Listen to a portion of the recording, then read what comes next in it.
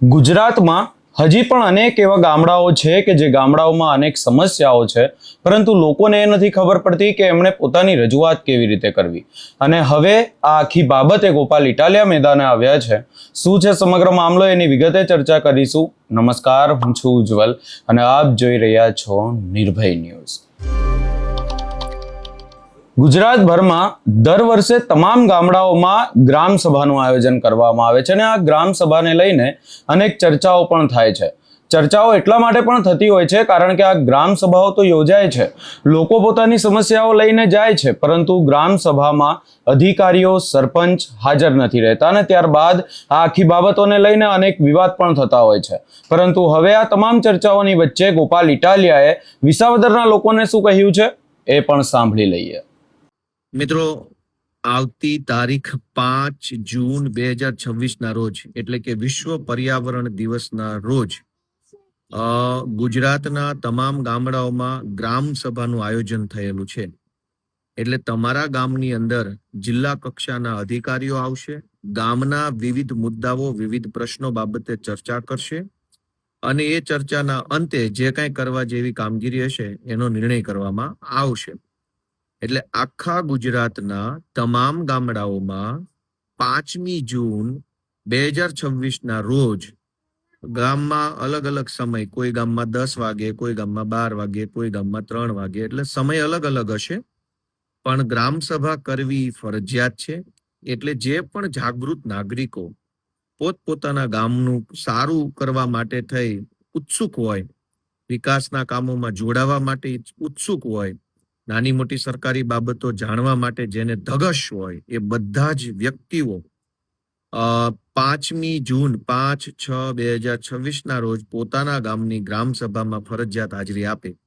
તમારા ગામની ગ્રામ સભા ક્યારે છે એ જાણવા માટે તમે તમારા ગામની પંચાયતનો સંપર્ક કરી શકો, તલાટી મંત્રી અથવા સરપંચ સાહેબ શ્રી અથવા તાલુકા વિકાસ અધિકારી TDO કચેરીનો પણ સંપર્ક કરી શકાય, અથવા ચૂંટાયેલા સભ્યો હોય એનો પણ સંપર્ક કરી શકાય. મારી બધા જ મિત્રોને ખાસ વિનંતી છે કે વિડીયો શેર કરીને ગુજરાતના કરોડો યુવાનો સુધી આ માહિતી પહોંચાડજો અને તમારા ગામની ગ્રામ સભાની અંદર ખાસ હાજરી આપજો. કેમ કે જો તમે જ તમારા ગામની સરકારી બાબતોમાં રસ નહીં લ્યો તો તમારા ગામનો વિકાસ ક્યારેય કોઈ બીજો બહારનો માણસ, સરકારી માણસો તો હંમેશા અલગ અલગ ગામડાના હોય, તલાટી મંત્રી હોય કે TDO હોય કે અન્ય સરકારી માણસો હોય, એનું વતન અલગ હોય, નોકરી અલગ જગ્યાએ હોય.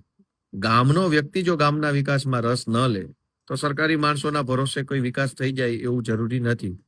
એટલે જે કોઈ પણ લોકો પોતાના ગામને સારી રીતે આગળ વધારવા ઈચ્છતા હોય તે લોકો 5મી જૂન 2026 ના રોજ ગ્રામ સભા માટે ખાસ અત્યારથી તૈયાર થાય, તારીખ, ટાઈમ જાણી લે, કયા અધિકારી બહારથી આવવાના છે એની વિગત જાણી લેવી. જો અધિકારી હાજર ન રહે તો કોઈ પણ ગામનો કોઈ પણ વ્યક્તિ એને ટેલિફોન કરી અને ગ્રામ સભામાં જલ્દી હાજર થવા માટે ફોન કરી શકે છે. ગ્રામ સભામાં ગામને કોઈ પણ જ્ઞાતિનો કોઈ પણ વ્યક્તિ જઈ શકે છે.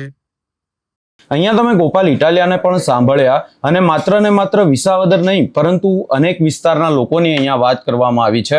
ખાસ કરીને આપણે જોઈએ છીએ કે લોકો અનેકવાર અનેક બાબતોને લઈને રજૂઆત કરે છે, વિરોધ કરે છે, કલેક્ટર સુધી રજૂઆતો કરવામાં આવે છે, પરંતુ ગ્રામ સભા એક એવી સભા છે કે જ્યાં ગામડાના જે પ્રશ્નો હોય છે, તમામ પ્રશ્નોને લઈને લોકો પહોંચતા હોય છે, ત્યાં જઈ અને એમને રજૂઆત કરવાની હોય છે અને ત્યાં અધિકારીઓને કાયમી, એટલે કે જ્યારે પણ આ સભા યોજાય તો અધિકારીને ત્યાં હાજર જ રહેવું એવી પણ વાત કરવામાં આવે છે. પરંતુ દ્રશ્યો એવા સામે આવતા હોય છે કે આ અધિકારીઓ હાજર નથી રહેતા, ત્યારબાદ ગામના લોકો દ્વારા વિરોધ કરવામાં આવે છે, ગ્રામ પંચાયત ઉપર તાળા મારેલા હોય છે.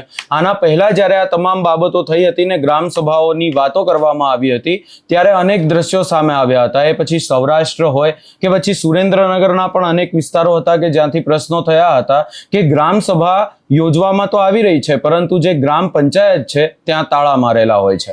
અને હવે આજે આખી બાબતને લઈને ગોપાલ ઇટાલિયા દ્વારા વાત કરવામાં આવી છે, એને લઈ તમારો શું અભિપ્રાય છે એ અમને કમેન્ટ કરી જરૂર જણાવશો ને અમારી ચેનલ નિર્ભય ન્યૂઝને લાઇક, શેર, સબસ્ક્રાઇબ કરવાનું ભૂલશો નહીં.